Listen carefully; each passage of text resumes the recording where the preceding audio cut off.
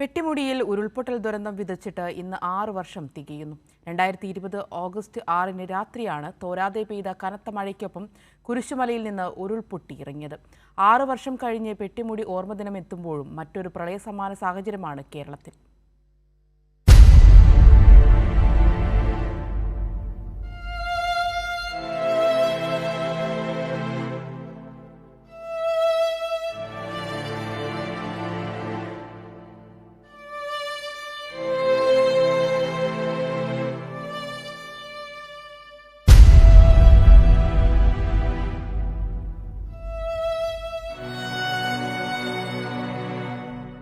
മഴയുടെ താളത്തിന് എന്നും മനോഹരമായ ഈണമുണ്ടായിരുന്ന പെട്ടിമുടിക്ക് 2020 ഓഗസ്റ്റ് രാവ് സമ്മാനിച്ചത് തിരിച്ചു കിട്ടാത്ത ഒരു പിടി ഓർമ്മകളും മായാത്ത കണ്ണീരുമായിരുന്നു.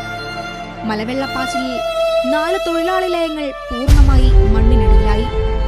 22 കുടുംബങ്ങളിൽ നിന്നായി 70 പേരുടെ ജീവനാണ് അപകടത്തിൽ പൊലിഞ്ഞത്. ഇതിൽ 8 കുടുംബങ്ങൾ മാത്രമാണ് അത്ഭുതകരമായി രക്ഷപ്പെട്ടത്. വാർത്താവിനിമയ സംവിധാനങ്ങൾ താറുമാറായതും കനത്ത മഴയിൽ പെരിയവരപ്പാലം തകർന്നതും രക്ഷാപ്രവർത്തനത്തെ പ്രതികൂലമായി ബാധിച്ചു. ദുരന്തം നടന്ന വിവരം പുറം ലോകമറിയാൻ വൈകിയെങ്കിലും തോട്ടം തൊഴിലാളികളും ദുരന്ത നിവാരണ സേനയും പോലീസും ഫയർഫോഴ്സും നാട്ടുകാരും 12 പേരെ പരുക്കുകളോടെ രക്ഷിച്ചാണ് രക്ഷാപ്രവർത്തനം തുടരുന്നത്. പിന്നീട് 19 ദിവസം നീളുന്ന തിരച്ചിൽ.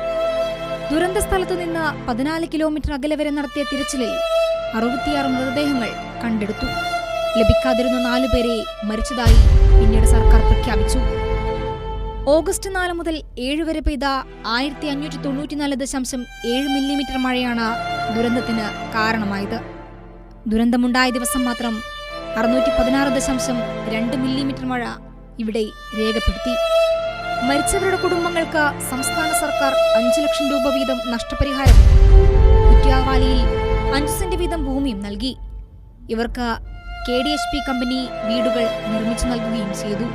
6 വർഷങ്ങൾക്കിപ്പുറം ദുരന്തഭൂമി ഇന്ന് കാടുകയറി ഒഴിഞ്ഞുകിടക്കുകയാണ്.